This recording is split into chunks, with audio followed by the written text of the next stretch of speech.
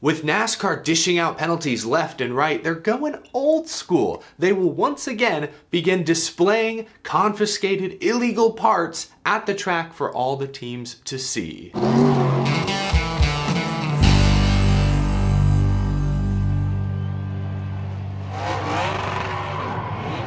How's it going, y'all? My name is Eric. Welcome to Out of the Groove. Happy Friday. We've made it once again to the end of another long week. You know who's happy this week is over? NASCAR. Even when they've won their appeals, it has not been great for their public image. We'll get to all the latest news in just a moment. First, if you missed it yesterday, NASCAR Hall of Famer Mark Martin was on the show, was on Power Hour, my new podcast I do with Brennan Poole. I'll put the link down in the description. If you haven't listened to it, you haven't checked it out, I encourage you to do so. It was a fantastic conversation, an honor to speak to Mark, spend some time with him. Be sure to check it out. A lot has happened in the past 24 hours. Hendrick Motorsports was slapped with another penalty, the 24 and 48 teams. We covered that in yesterday's episode. Denny Hamlin lost his appeal. We'll talk about that in a moment because he went on his podcast last night and explained his argument, his defense. He was shocked by the appeal panel's decision. But since we spoke last, NASCAR has been extremely busy rewriting their rulebook. This is not unprecedented. NASCAR routinely makes tweaks and adjustments to their rulebook mid-season, during the off-season, any time of year. The first change was made in direct response to the appeals panel rescinding Hendrick Motorsports' points penalty last week. NASCAR has taken away some of the appeals panel's power. Let me just read to you what the rulebook now says. If a violation is found, the appeals panel may then proceed to the penalty review phase in which the original penalty issued by NASCAR is reviewed in light of the rulebook and the information presented during the hearing. If the panel determines that the original penalty is correct, then it may uphold the original penalty. If the appeals panel determines that the penalty should be modified, then the panel will state the reason on the decision form and modify the penalty accordingly. If a penalty is modified, it may be increased or decreased within the minimum and maximum penalty ranges prescribed for the violation level as outlined in section 10.5.2, determination of penalties. Let me make this clear. If the appeals panel finds the accused innocent, they still have the power to throw out the entire penalty, rescind all the points, all the money, all the suspensions, everything. But now, with the way the rulebook is now written, if the appeals panel agrees that the accused broke the rules to some degree, if they want to modify the penalty, they can only do so within a specific range. So take the Hendrick Motorsports louver deal, for example. An L2 penalty calls for anywhere from 75 to a 125 point deduction. The appeals panel found Hendrick Motorsports guilty, so under these new rules, the lowest points penalty Hendrick could have received would still have been 75 points per car, instead of 0, which is what the appeals panel ultimately gave them last week. So that is a significant change. Again, if the appeals panel feels like the accused are innocent, they can throw the entire penalty out, they can rescind the whole thing, but if you're found guilty, the appeals panel is now a bit more limited as to how much they can truly modify NASCAR's original penalty. I think this is a great decision. I think this is a good new change. I'm not a fan of sports leagues changing the rules mid-season. NASCAR has done this before. This is hardly a new thing. I think NASCAR felt pressured to act very quickly in this case. Because literally, the whole next-gen car platform is dependent on strict penalties being fully upheld. Again, Hendrick Motorsports was found guilty, yet still had the vast majority of their penalty rescinded. This new rule would prevent that from happening again. Remember, the next-gen car was introduced primarily to even the playing field and to help teams cut some costs. If the appeals panel were to start routinely rescinding points penalties, then the big teams with resources would look to find a competitive edge, the playing field would no longer be as even, and those big teams would once again enter into a spending war against one another. The entire next-gen platform would fail. So NASCAR has to be able to enforce strict penalties. They can't have an independent appeals panel routinely throwing whole portions of penalties out despite finding the accused guilty. This was a necessary change. If it didn't happen during the season, it was going to need to happen during the off-season. Again, I'm not a fan of changing the rules mid-season,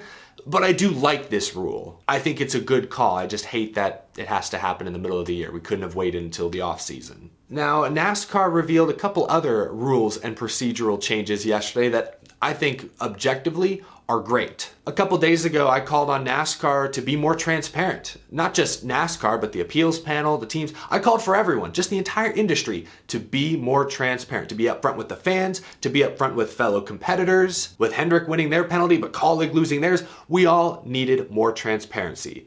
I'll give NASCAR credit. They heard us loud and clear. This tweet from reporter Jeff Gluck: NASCAR made a couple significant tweaks to the rulebook today. We already talked about the first one, but number two, NASCAR can now publish the appeals panel's reasons for changing penalties. There we go. Yesterday, I read you a rule straight out of NASCAR's rulebook that says neither NASCAR nor the appeals panel nor the teams should ever make the appeals panel's decisions public. It was a very clear black and white rule. Looks like they threw that passage out overnight. Now, of course, this will be in effect for future penalties. I don't expect an explanation on the Hendrick deal or the Colleague deal or even the Denny Hamlin penalty we'll talk about in a moment. But going forward now, NASCAR will be allowed to publish the appeals panel's decision should they rescind or modify a penalty. I think this is a good change. The more transparency, the better. Again, I don't always love changing the rules mid-season, but this isn't really a competition change. This is more of a procedural change. I don't really have a problem with that. There was one other notable change that I think old school fans will love. NASCAR will start displaying confiscated parts at the racetrack for teams to see. That's old school, and honestly, it's overdue. Denny Hamlin and Joe Gibbs Racing tried to set this new precedent last summer when they displayed their bumpers, the ones they got disqualified for at Pocono. They set them out by their haulers for everyone to see, to gawk at. They tried to set a new precedent. Obviously, no other team followed. But now NASCAR is saying, well, we'll take things into our own hands. We'll do this old school style. If we confiscate an illegal piece, we're going to show the garage what you did wrong. Tell them what not to do. I think this is a great change. One, it's, again, more transparency. I'm all for that. I appreciate NASCAR hearing those complaints and concerns. But again, the next gen car is a spec car. A lot of the parts and pieces are the exact same from one team, one manufacturer to the next. There really shouldn't be any proprietary information regarding these next gen parts. So why not show the entire garage what you did wrong? This car's not supposed to be messed with in the first place. I think this is a good change. Hopefully it does have a positive desired effect. I gotta give NASCAR credit. More transparency. We asked for it, they delivered. Now, moving on, in a moment, I do have some more, negative things to say about NASCAR and their officiating. But first, let's talk about North Wilkesboro Speedway and the All-Star Race, because last night on NASCAR Race Hub on FS1, the format for this year's All-Star event was revealed. They released this handy little graphic that kind of explains everything. They're bringing back the pit crew challenge in some form, at least. And each team's pit crew will actually determine the starting lineups for the 2 heat races. There will be 2 heat races, 60 laps each. One heat race will decide the inside row, the second will decide the outside row. Then there's the All-Star Open. It's 100 laps, there will be 1 competition caution. Top 2 finishers move on to the All-Star race, and then there'll be a fan vote winner. The All-Star race at North Wilkesboro will be 200 laps. There will be just 1 pre-planned break on or around lap 100, basically a halfway stage break. Teams will be given 3 sets of tires, a 4th will be on the car to start. But one interesting wrinkle, teams will only be allowed to put fresh tires on their car once during the final 100 lap segment. They're really trying to lean into the old, worn-out North Wilkesboro surface, tire strategy, tire conservation. They want that to be a factor during the All-Star race, and these rules, I think, reflect that. You don't see dozens and dozens of restarts, bunch of little stage breaks, trying to calculate the average finish, mandatory pit stops, none of that. It's pretty simple, pretty straightforward by modern all-star race standards. It feels like a typical Saturday night short track event with 1 planned break to make adjustments or whatever. I like it. I'm actually looking forward to this. I think in the past when the all-star race has been at tracks like Texas Motor Speedway, where you need a lot of restarts to keep things interesting. I kind of understood the convoluted, complicated formats. I didn't always like them, but I understood what NASCAR was trying to do. But in this case, North Wilkesboro is supposed to be a love letter to longtime fans of the sport, your roots. This feels kind of like a grassroots event. It's not overly gimmicky. I like that the pit crews, once again, will play a major role in how the weekend plays out. I don't exactly know what the pit crew challenge will look like. I hope it's a good spectator event. We'll have to wait and see, but all in all, I like what I'm hearing regarding this year's North Wilkesboro All-Star race. Let me know what you think down in the comments below. Are you a fan of this format? Are there any other changes or you would have made, or maybe some of these changes you wouldn't? Let me know what you think down in the comments below.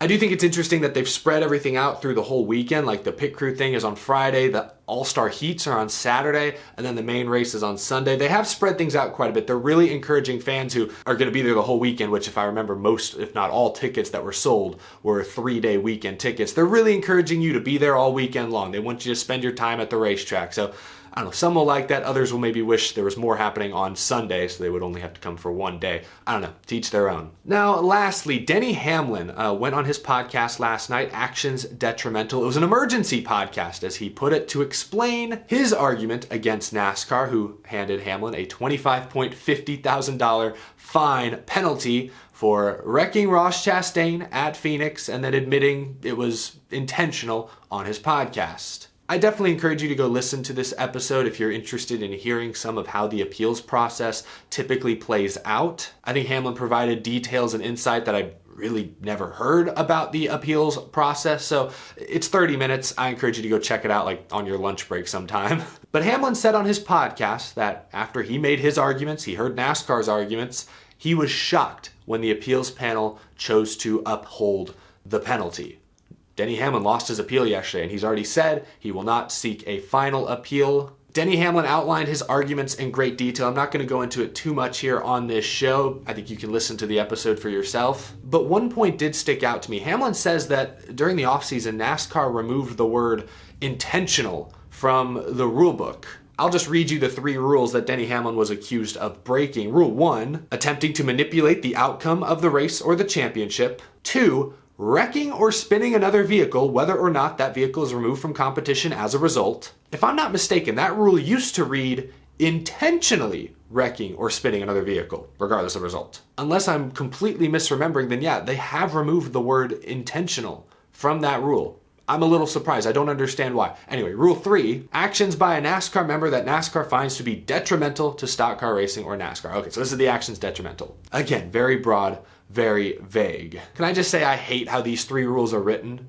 I understand that they need to be kind of broad because there are a lot of sleazy things that might fit into race manipulation, like teams trading money atop the spotter stand for positions on the racetrack, someone intentionally spinning out to help their teammate, or pitting when they don't need to, or giving someone a position. There's all sorts of forms of sleazy race manipulation, but so I understand it has to be kind of broad, but I hate how broad it is because everything that happens on Sunday is race manipulation. When I make a pass for third, that manipulated the outcome of the race. That changed the outcome of the race. So I hate the way that rule is written. Can I just say that? And now that I guess they've removed the word intentional from the wrecking or spinning another vehicle penalty, I don't get that because NASCAR isn't the FIA. If someone spins someone else out on the track, they don't go back and say, oh, this guy was at fault. He missed the corner, go to the back of the line, serve a penalty.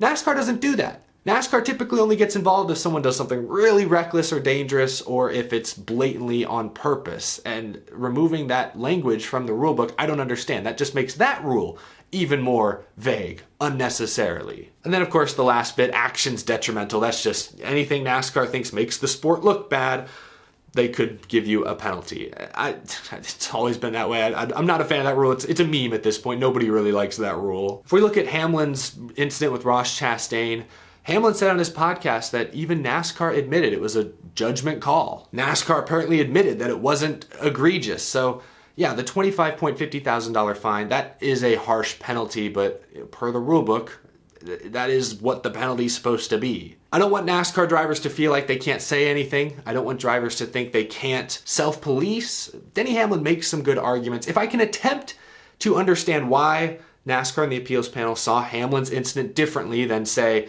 Joey Logano bumping Byron out of the lead at Darlington and then saying it was, kind of intentional revenge afterwards. Why that wasn't a penalty, but Hamlin's was. If I can try to understand, I would guess it's because Denny Hamlin ran into Ross Chastain intentionally without any regard for his own car. Hamlin wasn't bumping Chastain to try and gain a position. He wasn't racing for the lead to try and win. Hamlin said on his podcast that in that moment, he felt defeated. He felt like he was going to the back anyways, and he was going to bring Chastain with him. So Hamlin ran into Ross Chastain and was completely fine if he lost a bunch of positions as well. That's the only difference I can pick out. I don't know that that's worthy of a $50,000 25-point penalty. I agree with Hamlin there, but that is perhaps the key difference. I don't know. Listen to the episode, form your own conclusions. NASCAR's rulebook is frustratingly vague from time to time, but I do like many of the changes they introduced last night, even though they came mid-season, which I'm not really a fan of. That's gonna do it for this episode. Leave a comment down below. I wanna know what you think of this whirlwind of news that the NASCAR world has been swept up in recent days. If you enjoyed this video, please leave it a like. If you're new, hit that subscribe button down below, and thank you to my Patreon supporters. Have a wonderful rest of your week, folks. I will see you later this weekend, Easter Sunday, Bristol Dirt. I will be here with a typical post-race recap. Have a wonderful weekend, folks. I'll see you again soon.